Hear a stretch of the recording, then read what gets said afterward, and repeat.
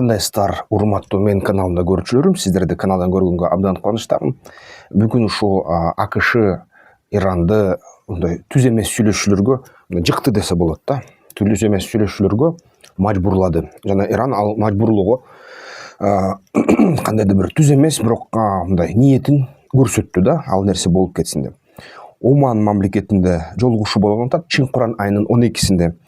Бул жерге баягы мурун Дональд Трамп айтты эле, эгерде ушу Иран өзү баягы иш аракетин токтотпосо, атомдук бомбаны жасаганга улантса жана Израилди жок кылганга аракетин мындай үзбөсө жана прокси күчтөрүн колдобосо, Иранын прокси күчтөрү бүгүн Йемен, анын аркасы менен Хезбалла, дагы ошо Сириядагы күчтөр, Иракта ошо Хезбалла Катаиб деген жана башка ошондой күчтөр бар. Ошолор токтотпосо дейт, анда Иранды ошо жок кылабыз, аябай катуу сокку кылабыз, кайра эле тозок кылабыз, бирок өзүбүз аны каалабайбыз дейт Трамп. Биз деген тынчтыкты каалайбыз. Биз деген Иран менен андан көрө ошо баягы ядердик курал боюнча жаңы келишимди түзгөнгө каалайт элек жана ошо кээ бир санкцияларды чечкенге да даярбыз дегендей болду да. Мына албетте эгерде Аятолла Али Хаменеи өзү түзмө-түз айтса, Иран эч качан АКШ менен сүйлөшүүлөргө барбайт десе, негизи Масуд Пезешкиан башкача сүйлөй баштап тур да. Масуд Пезешкиан айтып тур, Иран эч качан сүйлөшүүлөргө АКШ менен барбайт, бирок кыйгачынан сүйлөшүүлөргө жок дебейт депчи. Анда ошонун аркасы менен атайын ошо ортомчулар барып сүйлөшүүлөрдү баштаптыр. Бир нече өлкө ортомчу болгонго аракет кылды. Арасында Кытай да жүрөт, Орусия да жүрөт, Европа мамлекеттери да жүрөт, бирок АКШ аларды четке кагып, өзү түзмө-түз ошол кыйгач сүйлөшүүлөрдү Иран менен жүргүзүп атыптыр. Мурда күнү, кече күнү дагы ошо баягы калп маалыматты таратышты аябай. Калп маалымат бул баягы Катаиб, Хезбалла жана башка күчтөр, Ансаралла, ошо Ирактагы атайын прокси күчтөрү Ирандыкы акча албай калды Ирандан, Иран аларды бөлүп койду каржылоодон, жана ошо алар деген куралы азайып калды.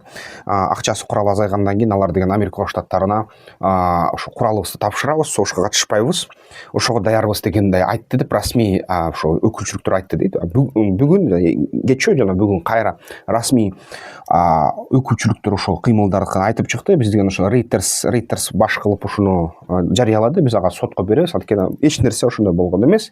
Биз согушка дагы эле даярбыз. Биз деген ошо Ирандан колдоосунан баш тарттык деп айткан эмеспиз, куралды беребиз деп айткан эмеспиз дейт да.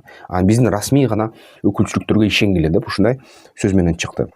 Бирок ошону менен бирге Иран баары бир Аббас Аракчы, ошо Ирандын тышкы иштер министрлигинин министри, баары ошо Стив Уитков менен Чын Курандын 12-синде жолугалы деди, аманда сүйлөшөлү деди да. Анан кыйгачынан дагы Иран айтты, эгерде Америка Кош Штаттары санкцияларды жок кылса, кантайдыр бир мындай сүйлөшүүлөргө жалпы тил таба алышабыз деп айтты. Бүгүнкү күнү ошо эң чоң маселе, Путин дагы өзү айтты, силер деген Америка Кош Штаттары аябай бизди таарынтып атасыңар, Кытай менен Орусияны, анткени дүйнө жүзүндө ошо жакынкы чыгыштагы суроолорду чечүүдө монополизация кылдыңар, монополия кылдыңар, бул бизге жакпай жатат деп, бул деген абдан туура эмес деп айтып атты. Бизде каршылыгыбыз бар деген кыйгачынан айтты да. Бирок ошол менен бирге эгерде сырттан караса, бул чоң баягы оюн, блеф деп коебу орусчасынан. Баягы калпайтуу, мындай жаңылатуу, мындай жаңы деген сөздөн эмес, жаңылганга мындай алып баруу мындай нерсе болуп атат. Анткени эгерде карасак, ошо Трамп деле анын аскер башчылары айтып атат да, азыр Йеменде дейт аябай күчтүү ошо жардыргыч заттарды колдонуп атабыз, ошо бомбаларды, атайын ракеталарды колдонуп атабыз дейт, бирок ал запастар, ал стратегиялык запас деп эсептелинет дейт. Эгерде ушунун баарын азыр биз толугу менен ошо бүткүрүп салсак, Йеменде колдонуп атабыз дейт кеңири. Бирок Йеменде ал баягы билбейм, силер пулемет менен бир кичинекей чымчыкты атат белеңер, ошондой эле болуп атат да. Булар келеги бомбалар менен Йеменде өтөктөп атышат. Бирок баягы ошо партизандарды тоо арасында жашынган жана ракета установкаларын, ошо аткычтарын чөлдө кумга кагызып коюп, кумдун астынан аткандарды таппай атат да. Ошон үчүн азыр Америка Штаттарында дагы атайын күчтөр, спецназдар биз деген Йеменге кирип дейт, ошо хуситтерди тазалап чыгышыбыз керек, ошо каныкидей геноцид кылышыбыз керек, ал үчүн жер операциясы керек деп айтады башташты да. Башка серепчилер айтат, америкалыктар силер ошол жерден каласыңар, өлөсүңөр дейт. Анткени мурун деле ушундай атайын операциялардан аябай аябай көп жоготуулар болгон дейт да. Анткени бул баягы партизандар менен согуш бир башкача дейт. Бомбаны ыргытыш бир башкача, эки башка согуш дейт. Партизандар менен согушканда ошондо силердин аскерлериңердин алсыздыгы көрүнүп калат. Дагы ушундай нерсе мисалы Сомалиде болгон. Ал жөнүндө да кино тартышкан, кара кулалыдын кулашы дегенчи, бул деген падение черной ястребы. Ошо жерден Мохаммед Фарайдиттин аскерлери бул деген чындыкка негизделген кино. Ошо Америка Кошмо Штаттарынын корпустарын талкалап салганда шаар ичинде. Албетте жоготуулар сомалисттер тарабынан көбүрөөк болгон, бирок ошо менен бирге алар баары бир жеңген деп эсептелинет. Америка Кошмо Штаттары качкан ошо. Могондун манданты менен кирген, бирок баягы ошо Фарахадитти жогото албай, согушту токтото албай, кайра ошол Сомалиден качкан. Ошондой эле болосуңар дейт. Афганистандарда бир нече жолу кирип, бир нече жолу чыгып кеттиңер, акыркы жолу качканыңарда эле болосуңар деп серепчилер айтып атат да.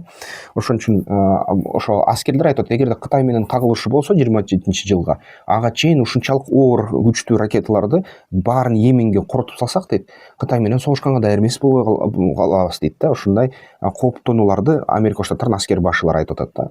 Аны ошо серепчилер айтып атат, бул чын дейт. Эгерде азыр ошол Йеменден бүт бомбаларды жоготсоңор дейт, андан кийин ошол эле баягы Иран менен кагылышып, Иранга ошо бүт боеприпастарды жоготсоңор дейт, Америка Штаттарында өндүрүш өзү аз дейт. Анда баягы мамлекеттик контракттар жетиштүү эмес жана өндүрүш өтө кымбат. Адам эмгеги өтө кымбат, интеллектуалдык баасы үстүнөн кошулган баасы өтө кымбат. Ошон үчүн ошонун баарын алып келгенде дейт, Америка Штаттарынын кайра ошол запастарды толуктаганга чейин кандайдыр убакыт керек, ошол убакытта жеңилебиз дейт да, стратегиялык тараптан жеңилебиз дейт. Ошондой абалга келип калыптыр Америка Штаттары. Эми ар бир империя бир кездерде кулайт окшойт. Дал ошондой эле нерсе азыр болуп атат да. Ошол Америка Штаттарынын империясы кулаган атат да, мындай айтканда. Жок дегенде баягы номер 1 дүйнөнүн милициясы ролунан кетип, номер 2, номер 3 баягы өлкөлөрдүн катарына эле кирип калат окшойт да. Ошондой нерсе болуп жатат. Бир жакшы нерсеси, Иран өзү тарабынан айтып атат, биз деген согушканга кызыктар эмеспиз дейт. Башка серепчилер айтып атат, Ирандын ошол негизи ушундай баягы Израилди жок кылабыз, сионисттерди жок кылабыз, баарын азыр Израилдин тегерегинде мындай чоң капкан түзөбүз, жагы Хезболла, Хусит башкалардын баарына акча беребиз. Хезболланы ошол крестчилерди, крестоносецтерди сүрүп чыгарабыз жакынкы чыгыштан деген саясаты дейт. Бул таза эле элдин эңсөөсү дейт да. Бул деген эл бир кездерде аябай тарынтылган крестоносецтер тарабынан. Албетте ошо эңсөнү канаттандырыш үчүн гана бул нерсе, бийликте кармалыш үчүн да. Анткени чынын айтканда Иран эли азыркы кадимкидей эле баягы цивилизациялык өнүгүүнү каалайт.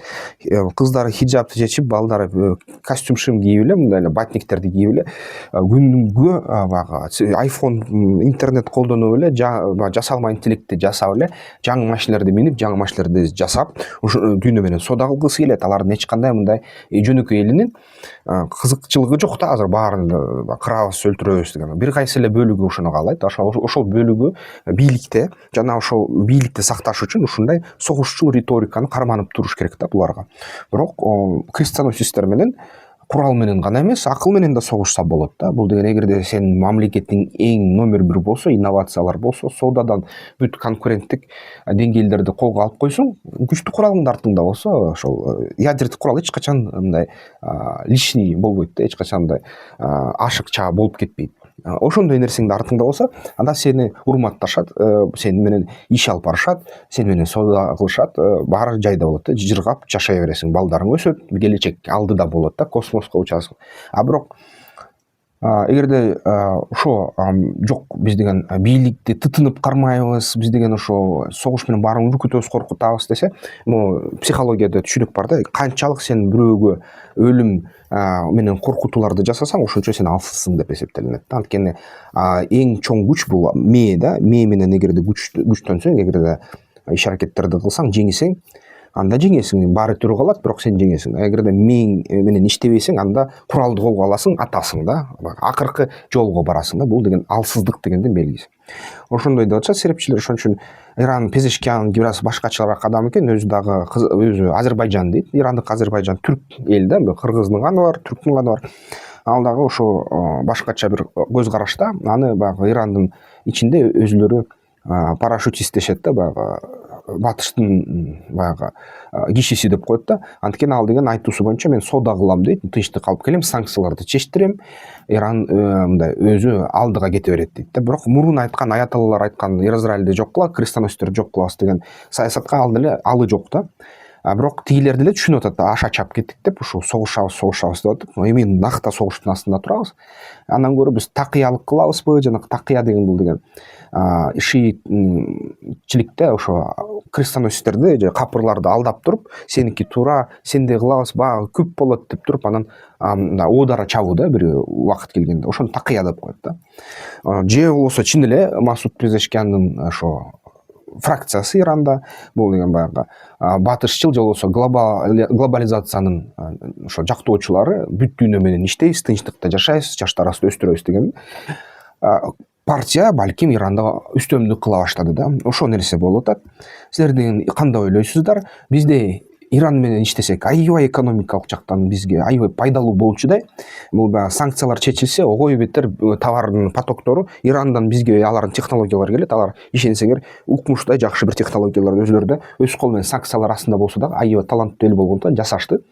Бир четинен биздин товарлар да Иранга муктаждыкка ээ да. Ошон үчүн соода укмуш болот деп эсептейм да, эгер тынчтык болсо, санкциялар чечилсе. Ал үчүн дагы бизнес пландон өздөштүрүш керек, бизнес пландар жазыш керек, баарлашыш керек. Иран жана башка өлкөлөр менен эмнени соода кылса болот, кандай ишкерликти кылса болот. Ал үчүн ошо QR код менен катталып койсоңуздар, кат келет, анын баштапкы бизнес пландонун кадамдарын билип койсоңуздар жакшы да. Өздөштүрсөңөр ой бетер жакшы. Каналды колдоп койсоңуздар болот. Эмки видеолордон көрүшкөнчө. Аскер тактикалык федерация уюштурган, көп учурунда ошонун мүчөлөрү уюштурган да жеке ошо эс алыш күндөрү болуп өткөн оюндар бар. Ошо оюндарга катышкыла. Анткени ушул оюндар ар бир базар күн болот. Ар бир базар күнү албетте бул жерден жакшы бир тажрыйба алса болот оюнду. Анан кийин дагы аябай жакшы өзүңөргө ишенип алсаңар, чоң оюндарга катышсаңар аябай жакшы болот да.